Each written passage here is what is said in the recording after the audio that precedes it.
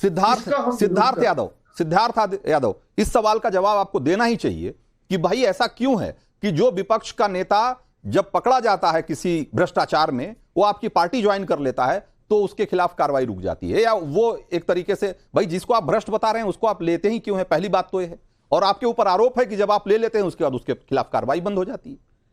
देखिए, सबसे पहले तो हम भ्रष्टाचार को किस रूप में देखते हैं वो हर पॉलिटिकल पार्टी को स्पष्ट करना चाहिए। किसी के घर से 35 करोड़ रुपए निकल गए और 5 सेकंड भी लोकेश जी उस पर जवाब ना दें और उसको गोल गोल घुमाने लगे और कहें कि नहीं एक गलत नहीं है तो वैसा वहां गलत हुआ था, और कोई और कहानी से जोड़ दें, तो किसी एक गलत को किसी चीज से कंपेयर करके वो सही नहीं हो जाता। गलत गलत है। भ्रष्टाचार इस देश के लिए नासूर है। हमारी सरकार की कमिटमेंट है कि हम भ्रष्टाचार को लेकर के 0% की टॉलरेंस रखेंगे। उसके आंकड़े आपके शो ने ऑलरेडी दिखाए हैं, मैं उस पर ज्यादा उल्लेख नहीं करूंगा। और इसीलिए अगर 35 करोड़ किसी के नहीं, सिद्धार्थ यादव जैसे लोकेश जिंदल अपने सवाल का जवाब नहीं दे रहे थे, आप भी नहीं दे रहे हैं। लोकेश जिंदल ने भी जब सवाल किया गया झारखंड का तो उन्होंने कर्नाटक घुमा दिया।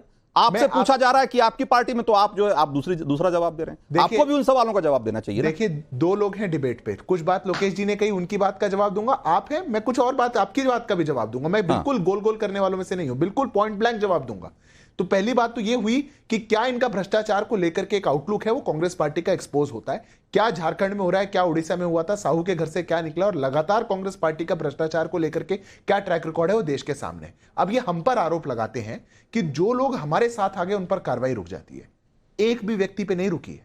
मैं आज आपके शो पर ऑन रिकॉर्ड कह रहा हूं, और लोकेश जी व्यक्ति का नाम लें, क्या कार्रवाई रुकी, किसने कार्रवाई करी थी और उसका स्टेटस बताएं, मैं एक एक पे जवाब दे सकता हूं।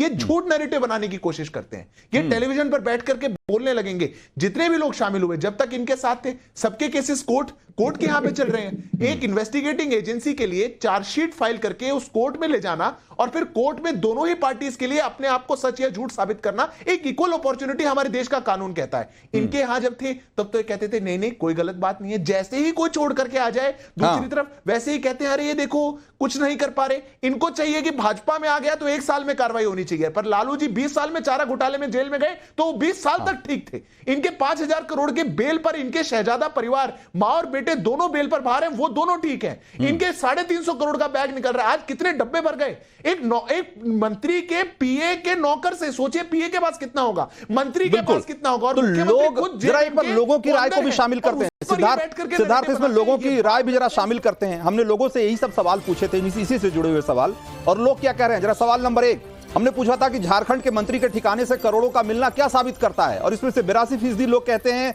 कि कांग्रेस सरकार यानी लूट की गारंटी है। जरा देखिए, और 12% लोग कहते हैं कि धनबल से चुनाव जीतना चाहते हैं। तो ज्यादातर लोगों की राय क्या है आपके सामने है। सवाल नंबर 2, मोदी राज में करप्शन के खिलाफ ईडी के एक्शन को आप कैसे देखते हैं? हमने सवाल पूछा था और इसमें से 95 नहीं बल्कि 96% लोग कहते हैं कि भ्रष्टाचारियों पर मोदी की चोट बिल्कुल सही है। सवाल नंबर 3 दिखाइए, इंडी गठबंधन के नेता जांच एजेंसियों पर सवाल क्यों उठाते हैं? यह सवाल भी हमने पूछा था और इस सवाल के जवाब में 72% लोग कह रहे हैं कि भ्रष्टाचार पर बेनकाब हो गए हैं इसलिए उस पर सवाल उठाते हैं, और 22% लोग कहते हैं कि मोदी को बदनाम करने की साजिश है। तो यह है लोगों की राय इन सवालों पे। एक बार अब बस वक्त कम है, थोड़ा सा एक क्लोजिंग कमेंट लेते हैं। लोकेश जिंदल, आप ये कह रहे थे कि भाई जो कार्रवाई हो रही है वो एक तरफा हो रही है।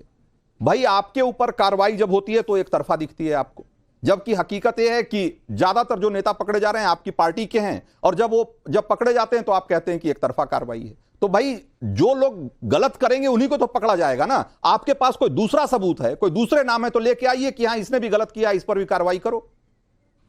रंजीत जी, बिल्कुल कार्रवाई अवश्य होनी चाहिए। देखिए, जो भी व्यक्ति भ्रष्टाचार के साथ धन अर्जित करता है, वो जो एक सामान्य नागरिक है, जो एक सच्चा नागरिक है, उसके साथ अन्याय करता है। तो जब ऐसी कोई भी कार्रवाई होती है, वो एक तरह से एक सभ्य सच्चे भारतीय के साथ न्याय होता है। हाँ, तो नहीं तो आगे से आप इस पर पॉलिटिक्स नहीं करेंगे, ये आप कह रहे हैं ऐसा कि आगे से पॉलिटिक्स नहीं करेंगे? छोटा सा जवाब दूंगा सर, पूरी कर लूं, बस 20-20 सेकंड में बात करिए, पूरी खत्म, समय नहीं है। हाँ, और अगर किसी भ्रष्ट को बचाया जाता है तो वो उस आम नागरिक के साथ बहुत बड़ा अन्याय। मैं इसका जवाब दे देता हूं, छोटा सा। मैं ये कहना चाहूंगा कि नारायण राणे, अजित पवार, हसन मुशर्रफ, शुभेंदु अधिकारी, हाँ इन सब के खिलाफ ईडी ने हाँ। किसी वक्त पे केस दायर किया था। उनके खिलाफ। हाँ, आप केस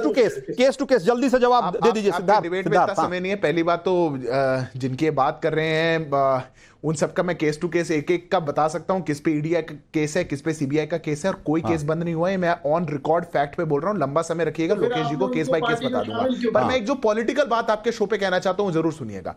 इनका अगस्टा वेस्टलैंड का स्कैम हुआ, हम विपक्ष में थे, हम एसी कमरों में बैठ करके नहीं, इनके खिलाफ सड़कों पे उतर करके इनके भ्रष्टाचार को उजागर करते थे। बोफोर्स का स्कैम हुआ, हम विपक्ष में थे। कॉमनवेल्थ का स्कैम हुआ, हम विपक्ष में थे। आईपीएल का स्कैम हुआ, हम विपक्ष में थे। देवास स्कैम हुआ, हम विपक्ष के अंदर थे। एलआईसी का स्कैम हुआ, हम विपक्ष के अंदर थे। हर्षद मेहता का स्कैम हुआ, हम विपक्ष के अंदर थे। अरे हमने कुछ गलत किया तो उतरिए सड़कों पे। बिल्कुल, आपको एक्सपोज करना चाहिए, एक्सपोज करना चाहिए। बिल्कुल, बैठ करके बोलते रहेंगे। बहुत बहुत शुक्रिया, बहुत बहुत शुक्रिया आप दोनों लोगों का, बहुत बहुत शुक्रिया।